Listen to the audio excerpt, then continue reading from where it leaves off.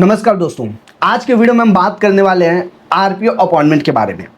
देखो सबसे पहले मैं डिस्कस करूंगा कि रीजनल पासपोर्ट ऑफिस का हम अपॉइंटमेंट कैसे लेते हैं और फिर डिस्कस करेंगे हम कि क्यों लेते हैं, क्योंकि दो रीजन बहुत ही ज़्यादा ज़रूरी है। तो सबसे पहले हम बात करते हैं कि हम क्यों लेते हैं अपॉइंटमेंट। ठीक है, रीजनल पासपोर्ट ऑफिस का आरपीओ का अपॉइंटमेंट क्यों लेते हैं। तो देखो आरपीओ का अपॉइंटमेंट हम तब लेते हैं जब हमारी फाइल किसी कारण से जो है रीजनल पासपोर्ट ऑफिस में रुकी होती है।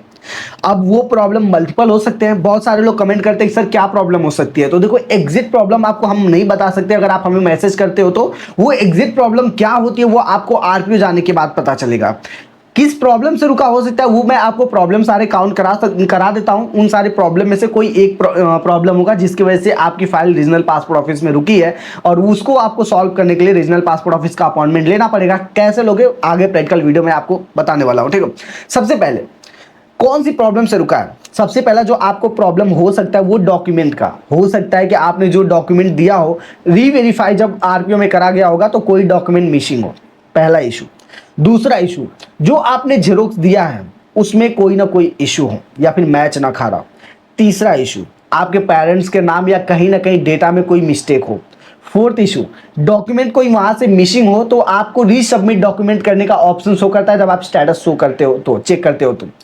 फिफ्थ प्रॉब्लम, आपकी मार्कशीट को वेरीफाइड करने के लिए बोर्ड के पास भेजा गया है। अगर आप याद रखो कि अगर ये फिफ्थ प्रॉब्लम है तो इसमें 3 महीने 4 महीने 5 6 महीने तक की टाइम लग सकती है। अगर आपका मार्कशीट का इशू होता है बोर्ड के पास भेज देते हैं वेरीफाइड करने के लिए तो, क्योंकि बोर्ड के पास जब भेजते हैं तो ये बहुत ज़्यादा टाइम कंज्यूम करता है वेरीफाइड होने में। अब उसके बाद की अगर प्रॉब्लम की बात करें तो सिग्नेचर का भी कभी कभी इशू हो सकता है। 6 प्रॉब्लम ये है। 7 प्रॉब्लम होती है क्रिमिनल रिकॉर्ड, कि आपके ऊपर कोई ना कोई क्रिमिनल रिकॉर्ड रहा हो, कोई ना कोई क्रिमिनल केस रहा हो जिसको आपने जब पासपोर्ट अप्लाई करा था उसमें मेंशन ना किया हो, आपने बताया ही नहीं कि आपके ऊपर कभी केस हुआ था। तो ये गलती अगर आपने करी होगी, ये सारे रीजन अगर आपने गलती करी होगी तो इस रीजन से आपकी फाइल रुकी हो सकती है। अब सारी प्रॉब्लम का सोल्यूशन है कि आप आरपीओ जाओ और जो डॉक्यूमेंट की कमी है वो वहां पर पूरा करो, फिल करो। उसके बाद से आपका वेरिफिकेशन वहां से कर देंगे। उसके बाद आपका पासपोर्ट 5 से 10 दिन या 15 दिन के अंदर अंदर आ जाएगा। तो ये प्रोसीजर होता है जिसे आपको फॉलो करना बहुत ही ज्यादा जरूरी होता है। अब हम उस केस की बात करते हैं जब पुलिस वाले आपके जो है ना गलत रिपोर्ट भेज देते हैं। अगर पुलिस वाले गलत रिपोर्ट भेज देते हैं या फिर आपकी फाइल को वहां पर वापस रिटर्न कर देते हैं और दोबारा आपको पुलिस वेरिफिकेशन कराना है तो उसके लिए भी आपको रीजनल पासपोर्ट ऑफिस जाना पड़ता है। अब रीजनल पासपोर्ट ऑफिस जाने के लिए आपको अपॉइंटमेंट लेना पड़ता है। तो अपॉइंटमेंट लेकर वहां जाओगे तो उसके बाद वो आपकी फाइल को दोबारा थाने पर भेजेंगे, दोबारा आप वेरिफिकेशन करा सकते हो।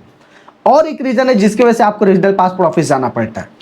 अगर आपके पासपोर्ट को डिस्पैच करके आपके घर पर भेज दिया गया हो और किसी कारणवश आपका पासपोर्ट अनडिलीवर्ड हो गया है, वहां से वापस आके आरपीओ भेज दिया लोग, पोस्ट ऑफिस वाले रिटर्न भेज दिए हैं, तो उस कंडीशन में भी आपको रीजनल पासपोर्ट ऑफिस का अपॉइंटमेंट लेना पड़ता है। ठीक है, तो आपको अपॉइंटमेंट लेना पड़ेगा और अपॉइंटमेंट लेने के बाद आपको आरपीओ जाना है। वहां पर आपको उस प्रॉब्लम को सॉल्व करनी है। आपको उनको बोलना है कि आपका पासपोर्ट अनडिलीवर्ड था और वहां से वो फिर से आपको डिस्पैच कर देंगे। तो ये सारे इशू होते हैं जिसकी वजह से हमें रीजनल पासपोर्ट ऑफिस जाना पड़ता है।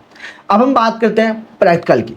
जो स्टेप मैं आपको बता रहा हूं उस स्टेप को आपको फॉलो करना है और आप अपना आरपीओ अपॉइंटमेंट बुकिंग कर सकते हैं।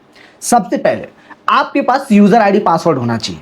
अब यूजर आईडी पासवर्ड वही होना चाहिए जिस यूजर आईडी पासवर्ड से आपका जो है पासपोर्ट अप्लाई हुआ था, जो फाइल उसके अंदर शो होगी। तो आपको उस यूजर आईडी पासवर्ड को, लॉगिन आईडी पासवर्ड को लॉगिन कर लेना है पासपोर्ट की वेबसाइट पे जाकर। अब वहां लॉगिन करने के बाद जो है एग्जिस्टिंग यूजर का ऑप्शन आता है। पासपोर्ट की वेबसाइट ओपन करोगे तो passport.gov.in पर जाके वहां पर आपको एग्जिस्टिंग यूजर के ऊपर क्लिक करना है, वहां पर अपना आईडी पासवर्ड डालना है, लॉगिन कर लेना है। वहां पर कई सारी मल्टीपल फाइल होगी या फिर आपकी एक अकेली फाइल होगी तो एक वहां पर शो करेगी। उस फाइल को सेलेक्ट कर लेना है। सेलेक्ट करने के बाद नीचे आपको पेमेंट का ऑप्शन शो करेगा, सेकेंड वाला, उसके ऊपर क्लिक करना है। फिर नीचे आप देखोगे तो उसके नीचे सेकेंड ऑप्शन शो करेगा, रीशेड्यूल एंड इंक्वायरी अपॉइंटमेंट, उसके ऊपर आपको क्लिक करना है। और जैसे आप उसके ऊपर क्लिक करेंगे तो उसके आगे जो फाइल शो होती है उसके बाद नेक्स्ट करने के लिए ओपन होती है, वहां पर दिखाता है आपका नाम और वहां पर नेक्स्ट करने का ऑप्शन आता है। नेक्स्ट करोगे तो उसके बाद कैप्चा कोड भरने के लिए देगा और ऊपर आपका आरपीओ भी शो करेगा, कौन सा आपका आरपीओ। अब वो कैप्चा कोड डाल के आपको नेक्स्ट तब करना है जब आप इतना याद रखो कि अगर आपका अमृतसर है तो 5 बजे क्लिक करना है, जलंधर है तो 11 बजे, चंडीगढ़ है तो 11 बजे, अहमदाबाद है तो 2 बजे, दिल्ली है तो 1 बजे, जयपुर है तो 1 बजे, सूरत है तो 1 बजे। अगर ये सारे आरपीओ आपका कोई भी जो टाइमिंग होता है ना उस टाइम पर वहां पर नेक्स्ट आपको करना होता है। है तो ये रहा प्रोसीजर, और प्रैक्टिकल वीडियो भी मैं आपको दिखा देता हूँ, आप पूरा देख लो एक बार। उम्मीद है कि ये वीडियो आपको पसंद आई होगी। चैनल पर पहली बार आए तो चैनल को आप सब्सक्राइब कर लो। अगर आपको आरपीओ अपॉइंटमेंट चाहिए तो आप इस नंबर पर हमें व्हाट्सअप करें, हमारी टीम आपको इंक्वायरी अपॉइंटमेंट लेके दे देगी विदिन 2 और 3 डेज के अंदर। और जो डेट आरपीओ से मिलेगा 10 दिन, 15 दिन, महीने दिन बाद जो जिस आरपीओ का मिल रहा होगा उसके अकॉर्डिंग आपको डेट मिलेगा। ठीक है, तो अभी जाओ व्हाट्सअप करो अगर आपसे अपॉइंटमेंट बुकिंग नहीं हो पा रहा है तो। हम आपसे मिलते हैं किसी और नए वीडियो में किसी और नए अपडेट के साथ। Okay, bye bye and take care.